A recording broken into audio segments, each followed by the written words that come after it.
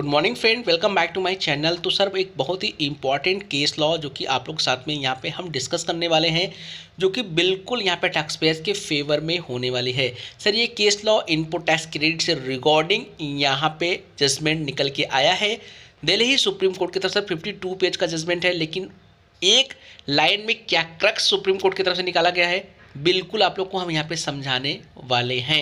As well as sir ये जो case law है एयरटेल का केस लॉ है सर। एयरटेल की तरफ से input tax credit estimated base पे अपने 3B में ले ली गई थी। फिर सर एयरटेल की तरफ से दिल्ली हाई कोर्ट में पिटीशन फाइल किया गया था और दिल्ली हाई कोर्ट की तरफ से एयरटेल के फेवर में जजमेंट निकल के आया था। बट बाद में यहाँ पे दिल्ली सुप्रीम कोर्ट की तरफ से उस जजमेंट को रिजेक्ट कर दिया गया। फिर एक नया क्रक्स सर यहाँ पे निकाला गया जो कि बिल्कुल यहाँ पे टैक्स पेयर के फेवर में ही होने वाला है। क्या है पूरा केस सर, रीड करके समझेंगे। बिल्कुल वीडियो को स्किप मत करिएगा, बहुत इंपॉर्टेंट वीडियो है। और चैनल पे अगर आप लोगों ने फर्स्ट टाइम विजिट किया है तो चैनल को सब्सक्राइब कर लीजिएगा, बेल आइकॉन को दोस्तों हिट कर लीजिएगा। सारे लेटेस्ट इन्फॉर्मेटिव वीडियो यहाँ पे आप सभी को मिलता रहेगा। तो चलिए दोस्तों वीडियो को शुरू कर लेते हैं। The paramount grievance of the petitioner is that during the period from July 17 to September 17, the petitioner in its monthly discharge 3B recorded that RTC based on its estimated। तो सर यहाँ petitioner की तरफ से जुलाई 2017 से लेके सितंबर 2017 तक उन्होंने estimated base पे अपने इनपुट टैक्स क्रेडिट को डिस्चार्ज 3B में क्लेम कर लिया था। क्यों जस्ट एस्टिमेटेड बेसिस पे यहाँ पे 3B में आईटीसी को क्लेम करना पड़ा, इसका रीजंस क्या है चलिए रीड करके समझते हैं। As a result when the petitioner had to discharge the GST liability for the relevant period, the details of ITC available were not known and the petitioner was compelled to discharge its tax liability in cash। Actually sir petitioner को पता नहीं चल पाया GST की portal पे कि उनकी actually input tax credit क्या जीएसटी के पोर्टल पर रिफ्लेक्ट होनी चाहिए, जिसकी वजह से उन्होंने एस्टिमेटेड बेस पे जुलाई 17 से लेकर सितंबर 17 तक अपने आईटीसी को एस्टिमेटेड बेस पे क्लेम कर लिया 3B के अंदर, और जो लायबिलिटी उनकी बनती थी उसे कैश में डिस्चार्ज कर दिया। तो उनको क्यों नहीं पता चल पाया जीएसटी के पोर्टल पे एक्चुअली आईटीसी, उसके पीछे का क्या रीजंस है ये भी चलिए रीड करके समझते हैं। Actually ITC was available with it but was not reflected in the system on accounts of lack of data। तो accounts of lack of data की वजह से जीएसटी के सिस्टम पे या जीएसटी के पोर्टल पे उनको ये पता नहीं चल पाया कि एक्चुअली उनकी इनपुट टैक्स क्रेडिट कितनी 2A के अंदर रिफ्लेक्ट होनी चाहिए थी। ये प्रॉब्लम सर किसका था, जीएसटी पोर्टल का था, जीएसटी सिस्टम का था, जिसकी वजह से उनको इनपुट टैक्स क्रेडिट का एक्चुअली इनपुट टैक्स क्रेडिट क्या है ये पता नहीं चल पाया। यहाँ पे ये रीजंस बताया गया। बाद में इनको कब पता चला चलिए ये भी रीड करके समझते हैं। The exact ITC available for the relevant period was discovered only later in the month of October 2018 when the government operationalized Form GSTR 2A।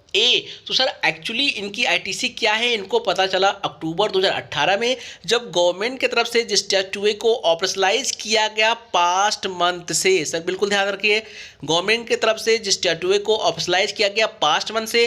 फिर इनको अक्टूबर 2018 में ये पता चला कि इनकी एक्चुअली इनपुट टैक्स क्रेडिट क्या यहाँ पे थी। तो सर यहाँ पे देख सकते हो the prices details were computed and petitioner realized that for the relevant period ITC had been under reported। फिर उस समय ये पिटिशनर को पता चला कि उन्होंने जो input tax credit register 3B के अंदर रिपोर्ट किया था वह क्या था, अंडर रिपोर्टेड था, मतलब उन्होंने सही यहाँ पे क्लेम नहीं किया था। The petitioner alleged that there has been excess payment of taxes by way of cash to the tune of approximately rupees 923 crore.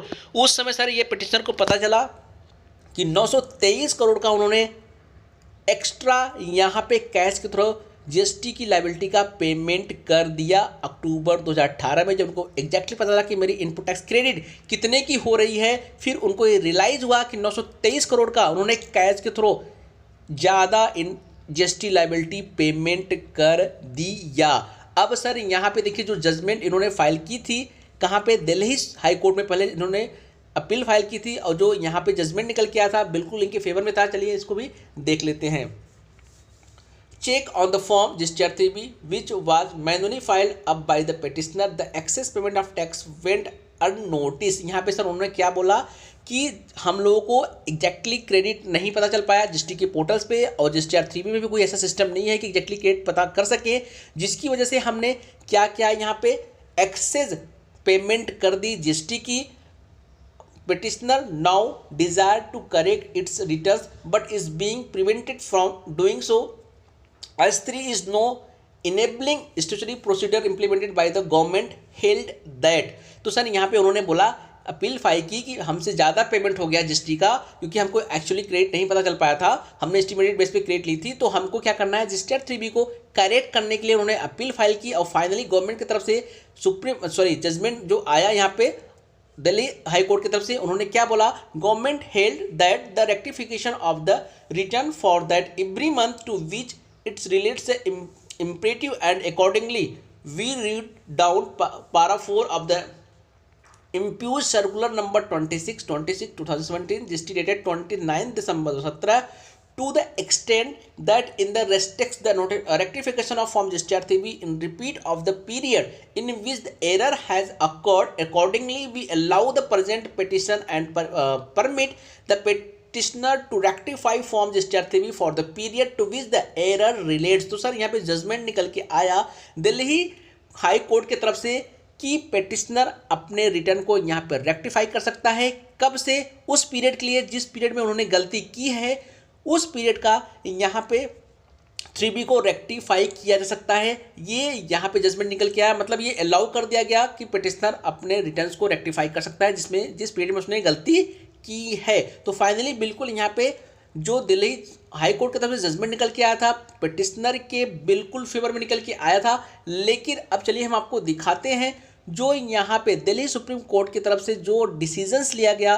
तो सर फाइनली जो दिल्ली सुप्रीम कोर्ट की तरफ से जजमेंट निकल के आई है, पूरा 52 पेज का सर जजमेंट है, लेकिन हम इसका क्रक्स आप लोग को यहाँ पे बताने की कोशिश करेंगे।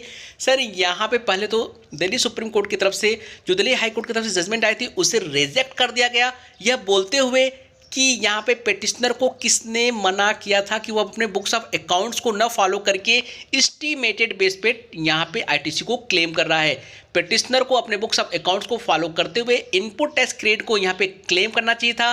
जब पेटिशनर को ये लग रहा है कि जीएसटी के पोर्टल्स पे डेटा सही अवेलेबल नहीं हो पा रहा है, एग्जैक्ट क्रेडिट नहीं दिख रही है, इन दैट केस पेटिशनर को यहाँ पे अपने बुक्स ऑफ अकाउंट को फॉलो करते हुए इनपुट टैक्स क्रेडिट को क्लेम करना चाहिए था। जैसा कि सर आप लोग को पता है, हम लोग सेल्फ असेस करके अपने टैक्स को पेमेंट करते हैं, तो डेफिनेटली पहले अपने बुक्स ऑफ अकाउंट को फॉलो करेंगे कि हमारे बुक्स ऑफ अकाउंट में कितनी क्रेडिट है, उसे माइनस करके जो लायबिलिटी बनेगी पेमेंट करेंगे। यही यहाँ पर डिसीजन सुप्रीम कोर्ट की तरफ से लिया गया। डेफिनेटली बहुत बड़ा राहत आप बोल सकते हो कि आप को यहाँ पे मिल सकती है या देखने को मिल रही है। आप अपने बुक्स ऑफ अकाउंट को क्रेडिट को क्लेम जरूर करना, एस्टिमेटेड बेस पे आपको बिल्कुल यहाँ पे क्रेडिट नहीं लेनी है। अगर आपको लग रहा है सिस्टम में कुछ प्रॉब्लम है, जीएसटी पोर्टल में कुछ प्रॉब्लम है, सही डेटा रिफ्लेक्ट नहीं हो रहा है, तो आप अपने बुक्स ऑफ अकाउंट्स को फॉलो कर सकते हो।